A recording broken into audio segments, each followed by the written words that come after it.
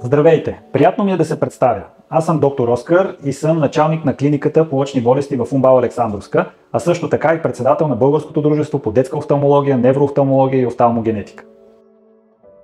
Прогресивните очила са най-доброто средство за корекция на обусловените от възрастта изменения, които настъпват в оптичните среди на очите.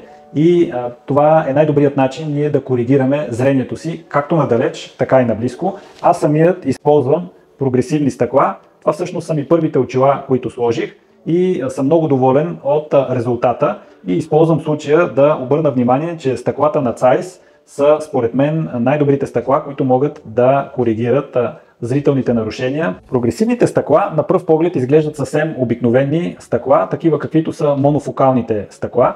За разлика от монофокалните стъкла, които могат да коригират зрението само наблизко или само надалеч, с прогресивните стъкла ние успяваме да коригираме зрението както наблизко, така и надалеч, и то само с един чифт стъкла.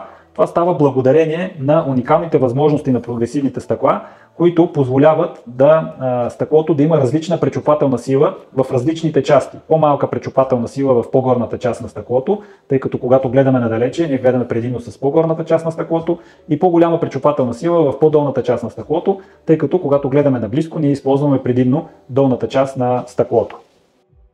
Препоръчвам слагането на прогресивни стъкла още в момента, в който пациентите имат нужда, изпитват затруднения с четенето и зрителната работа наблизко. Аз самият така направих. В момента, в който имах нужда от корекция на зрението наблизко, сложих прогресивни стъкла, тъй като това ми позволява да имам един чифт очила и в същото време да виждам еднакво ясно както наблизко, така и надалеч. Проблем е, когато пациентите носят очила само за близко, тъй като непрекъснато трябва да ги слагат и да ги свалят, което е свързано с огромно затруднение и неудобство.